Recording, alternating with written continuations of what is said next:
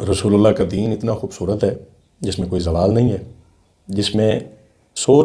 انسان سوچ بھی نہیں سکتا کہ حضور صلی اللہ علیہ وسلم کے دین میں یہ کمی رہ گئی ہے، کیونکہ ایک دنیا کی مثال ہے، ہر عروج کو زوال ہے۔ یہ دنیا کی حد تک تو ٹھیک ہے،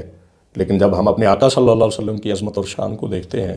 تو یہ ایک ایسا اصول ہے کہ اس میں کوئی زوال نہیں ہے۔ قرآن میں رب فرماتا ہے وَلَلْآخِرَةُ خَيْرٌ لَكَ مِنَ الْأُولَىٰ، حبیب ہر لمحہ موجود جو گزر جاتا ہے اس کے بعد جو آنے والی گھڑی ہے محبوب، اس میں آپ کی عزت اور عظمت میں اضافہ ہی ہوتا چلا جا رہا ہے۔ قیامت تک کائنات میں واحد ذات ہیں ذات مصطفیٰ علیہ الصلوۃ والسلام کہ جن کی عظمت اور شان میں اضافہ ہی ہوتا چلا جا رہا ہے، اور یہ قیامت تک ایسا ہی رہنا ہے، اور قیامت کے بعد بھی محبوب کی عظمتوں میں کمی کوئی نہیں ہونی، اس میں اضافہ ہی اضافہ ہے۔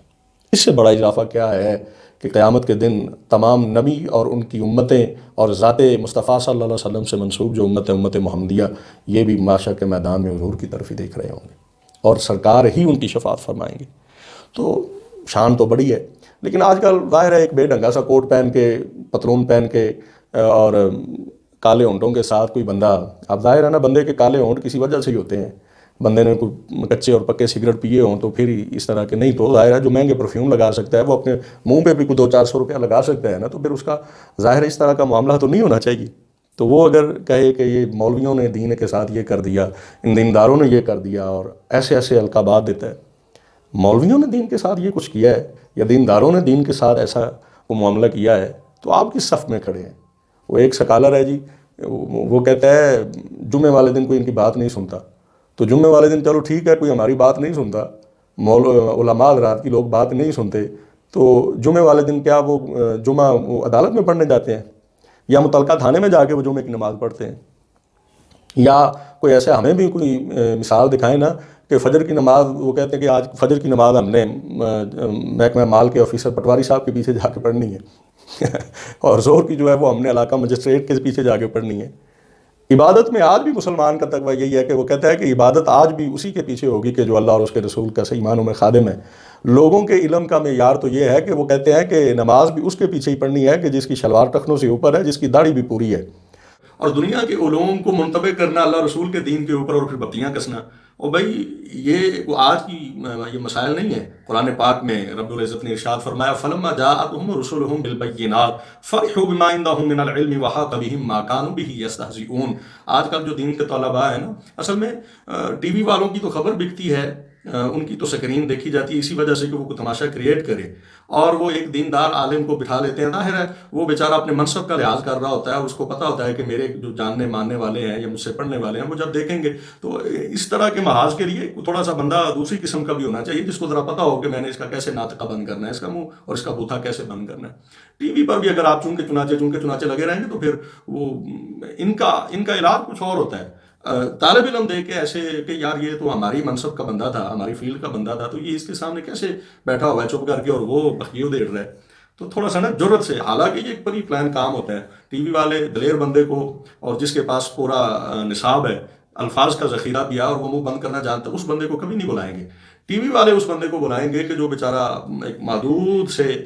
نظام کے اندر ہی رہتا ہے اور اس سے آگے وہ جا نہیں سکتا، جبکہ ان لوگوں کا تو جواب بڑی جرت سے دینا پڑتا ہے۔ قرآن پاک میں رب العالمین نے ارشاد فرمایا فَلَمَّا جَاءَتْهُمْ رُسُلُهُم بِالْبَيِّنَاتِ فَرِحُوا بِمَا عِندَهُم مِّنَ الْعِلْمِ وَحَاقَ بِهِم مَّا كَانُوا یس۔ اچھا، جو انبیاء اور رسول اپنا دین لے کے آئے، علوم لے کے آئے، تو دنیا دار کیا کرتے تھے کہ وہ ان کو طنز کیا کرتے تھے، ہوٹنگ کرتے تھے۔ کوئی بھی وقت کا نبی جب ان کو کوئی علم کی بات دیتا، توحید کی خدا کی بات بتاتا، تو وہ آگے سے اپنی دنیاوی اٹکل پچو اور علوم کی ان کے اوپر نا بڑھائی زار کرتے کہ نہیں ہمارے پاس تو یہ علم ہے۔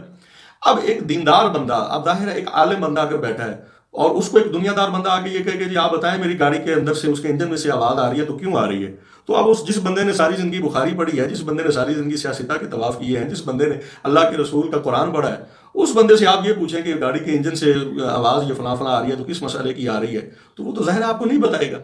آپ اگر کوئی وہ یہ بورنگ کرنے والے، نلکے لگانے والے، ٹوٹیاں لگانے والے، اگر آپ ان کو بات بتائیں تو وہ کہیں جی 10 ایسے پانی میٹھا نکلے گا یا کورا نکلے گا، تو یہ وہ عالم نے تو نہیں بتانا۔ عالم نے تو آپ کو نہیں بتانا کہ آپ کے بجلی کے بل زیادہ کیوں آ رہے ہیں اور کم کیوں آ رہے ہیں، اور اگر زیادہ ہیں تو کس وجہ سے ہیں اور کم ہوں گے تو کس وجہ سے ہوں گے۔ یہ ہمارے کھاتے میں یہ کام نہ ڈالیں۔ ہم نے جو محاذ اٹھایا ہوا ہے اللہ کے فضل سے، اس کے اوپر پوری دیانتداری کے ساتھ پہرا دیا جا رہا ہے۔ جو ہمارے کام منطق اور فلسفے کی جھوٹی تعویلیں اور من گھڑت دلیلیں اٹھا کے آپ دین اسلام کے اوپر بات کریں اور کہیں کہ آپ کو کوئی بندہ بات نہیں کر سکتا، اور اللہ کے بندو آپ اپنی خاطر کو جمع میں رکھیں. رسول اللہ کا دین ایسا دین ہے، میرے کریم نے ارشاد فرمایا ایسا دین دے کے جا رہا ہوں جس کے دن تو دن ہی ہے، جس کی راتیں بھی دن ہیں، یعنی اس کی راتیں بھی روشن ہیں، کوئی بندہ کسی غلط فہمی میں مبتلا نہ رہے. تو یہ چھوٹی موٹی دلیلیں اٹھا کے دین اسلام کے اوپر یا دین کے خدام کے اوپر کوئی بندہ بات کرے تو وہ اپنی اوقات میں رہے. ہم جانتے ہیں کہ کس کے دلوں میں کتنا تیل ہے. پھر بھی ظاہر ہے ہمیں ہمارا منصب آگے تک جانے کی اجازت نہیں دیتا، وگرنہ یہ لنڈے کا کوٹ پہن کے اور پھٹی پتلون پہن کے بندہ کو سمجھے کہ میں بڑا کام کر رہا ہوں اور مجھے بڑا سونا جا رہا. آج کل تو دیکھیں نا، آج کل تو ہر بے وقوف بندے کی باتیں بکتی ہیں جی. وہ ایک مارکیٹ میں ایک بندہ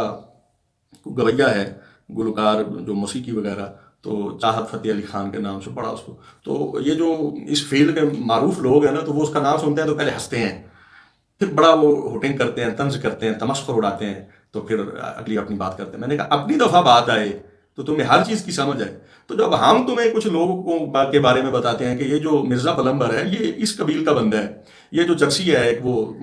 کنارہ ونارہ ساحل واحل جو بھی ہے وہ اس قبیل کا بندہ ہے، اس کے علاوہ بھی اور دو چار جو ہے نا وہ اس طرح کا ان کا منصب ہے، تو ان کے بارے میں بھی یہ بات سوچو. تو جب ہم اپنی کو بات کریں تو کہتے ہو نہیں جی وہ مرزا صاحب نے. میں نے کہا مرزا صاحب بھی مولویوں کا اسی طرح ہی ہے جیسے کہ آپ لوگوں نے وہ اب راحت جو نصرت فتح علی خان کا بھانجا وہ راحت فتح علی خان ہے، وہ تو اپنے فن میں بڑا فنکار ہے، اس کو تو آپ استاد کا درجہ دیتے ہیں. تو اس کے سامنے جب چاہت فتح علی خان کھڑا ہو جاتا ہے تو آپ کو بتانا تو نہیں پڑتا کہ اس کا اور راحت کا کیا کمپیریزن ہے، اس کا کیا تقابل آپ کر سکتے ہیں. اسی طرح عزیزان من آپ یہ بھی انصاف کیا کریں کہ ساری زندگی بخاری پڑھانے والا شیخ الحدیث جو بات کرتا ہے اس کی بات میں اس کو حدیث کی وہ سمجھ نہیں آئی جو مرزا انجینئر کو موبائل کے سامنے بیٹھ کے آ گئی ہے، وہ امت کا قبلہ سیدھا کرنے چل پڑا ہے. اشفاق صاحب نے بڑا تاریخی جملہ بولا تھا،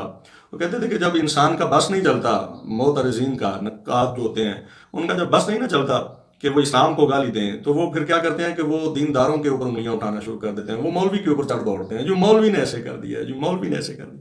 مولوی نے کیا کیا؟